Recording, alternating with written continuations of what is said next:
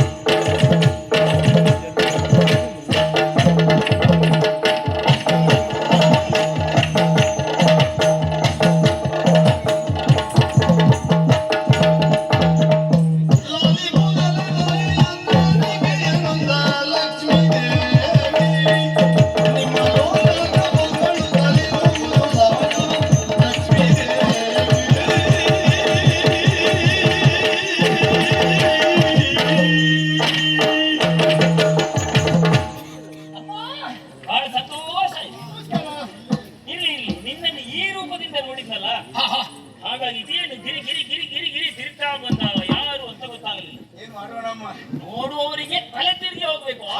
ನಾನು ಚಕ್ರವೇ, ಆದ್ರೆ ಇಷ್ಟು ದಿವಸ ನಿಮ್ಮ ಗಂಡನ ಕೈಯಲ್ಲೇ ತಿರುಗಬೇಕಿತ್ತು. ಈಗ ಹಾಗಲ್ಲ, ನಾನು ಮನಸ್ಸು ಬಂದ ಹಾಗೆ ತಿರುಗಬಹುದು. ಹಾಗಾಗಿ ನಾನು ಚಾವಿ ಬಂದದ್ದು. ನಮಸ್ಕಾರ ಅಂದ್ಯಾ? ಹೌದಮ್ಮ. ಅಲ್ಲ, ಇವರಿಗೂ ಒಂದು ನಮಸ್ಕಾರ ಕೂಡ. ಅವ್ರೀಗ ಹೌದು, ಅಮ್ಮನಿಗೆ ನಮಸ್ಕಾರ ಕೊಟ್ಟ ಮೇಲೆ ಅಪ್ಪನಿಗೂ ನಮಸ್ಕಾರ ಕೊಡ್ಬೇಕು. ಕೊಡ್ಬೇಡ್ವಾ? ಕೊಡ್ಬೇಕು. ಹೌದು, ಅವ್ರಿಗೆ ಕೊಡ್ಬೇಕು ಅಂತ ಇಲ್ಲಮ್ಮ. ಯಾಕಿಲ್ಲ? ಯಾಕೆಂದ್ರೆ ಯಾವಾಗಲೂ ಕೊಡ್ತಾ ಇರುವುದೇ ನಾನು ಅವ್ರಿಗೆ ನಮಸ್ಕಾರ. ಹಾಗಾಗಿ ಅವ್ರಿಗೆ ಕೊಟ್ಟುಕೊಂಡೇ ಬೇರೆ ವ್ಯವಹಾರ ನಮ್ಮದು.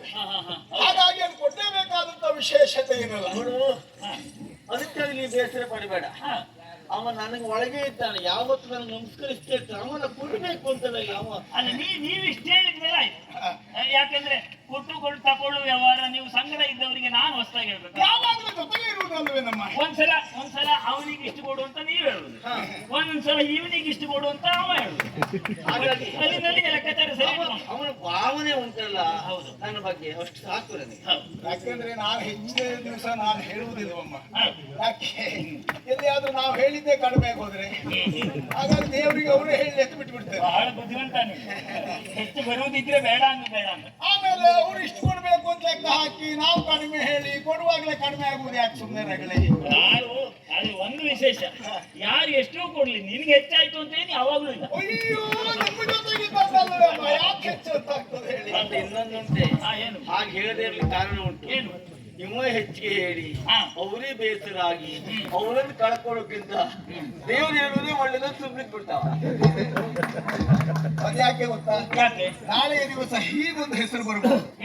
ಅವನಷ್ಟು ಹೇಳುವುದಿಲ್ಲವಾಗಿದ್ದ, ಈ ದೇವರೇ ಮಾಡಾಕಿದ್ದೆಲ್ಲ ಹೆಚ್ಚು ಹೇಳಿ. ಹೌದು. ಏನಾದ್ರೂ ಕೆಟ್ಟ ಹೆಸರು ಬಂದ್ರೆ ಬೇರೆಯವರಿಗೆ ಬರಲಿ. ಹೆಚ್ಚು ಸಿಕ್ಕುವುದ್ರೆ ತಮಗೆ ಸಿಕ್ಕಲಿ. ನಮಗಲ್ಲಿಂದಲ್ಲಿಗೆ ಏನು ನಷ್ಟ ಆಗುವುದಿಲ್ಲ. ಹೌದು. ಅಮ್ಮ, ಹೌದು. ನಾನಿಪ್ಪುವುದೆಲೆ ತಾಯಿ, ಹೇಳು ಸುದರ್ಶನ. ನನ್ನ ಅರಿಕೆ ಒಂದನ್ನ. ಹಾ. ಯಾಕೆಂದ್ರಿ ಆ ಭಾವನೆ ನೋಡಿ ಅವರಿಗೆ ಎಷ್ಟು ಸಾಹಿತ್ಯ ಎಷ್ಟು ದೊಡ್ಡದು ನೋಡಿ.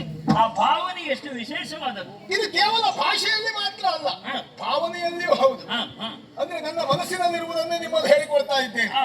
ಇಷ್ಟು ವರ್ಷಗಳ ಪರ್ಯಂತರವಾಗಿ ನಿಮ್ಮ ಗಂಡನ ಕೈಯಲ್ಲಿ ಇದ್ದದ್ದಾದ್ರೂ ನಿಮ್ಮ ಜೊತೆಯಲ್ಲಿ ಇಷ್ಟೊಂದು ಮಾತಾಡುವ ಅವಕಾಶ ನನಗೆ ಲಭ್ಯ ಆಗಿರ್ಲಿಲ್ಲ. ಆಗಿರ್ಲಿಲ್ಲ. ಅದ್ರಲ್ಲೂ ಇಷ್ಟು ಪ್ರೀತಿಯಿಂದ ಇಷ್ಟು ಹತ್ತಿರ ನಿಂತ್ಕೊಂಡು ಮಾತಾಡುವುದಕ್ಕೆ ಅವಕಾಶ ಬಂದಿರ್ಲಿಲ್ಲ. ಆಗಿರ್ಲಿಲ್ಲ. ಅಂತ ಒಂದು ಅವಕಾಶ ಇವತ್ತು ಲಭ್ಯ ಆದದ್ರಿಂದಲೇ ಲಾಲಿಪುದೆಲೆ ತಾಯಿ.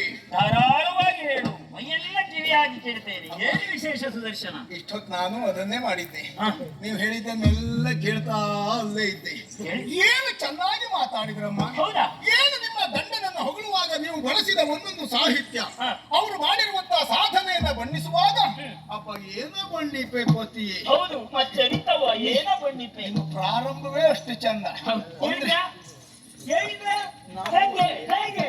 ನೀನ್ ಹೇಳಿದ್ದಷ್ಟೇ ಅಲ್ಲ, ಹಾ. ಅವ ಹೇಳಿದ್ದುಂಟು ನೋಡು. ಹಾ. ಅಮ್ಮ ಇನ್ನು ಎಲ್ಲ? ಅಂದ್ರೆ ಅಂದ್ರೆ ಅಂದ್ರೆ ಅದಲ್ಲ. ಅದು ಎರಡು ರೀತಿ ಉಂಟು.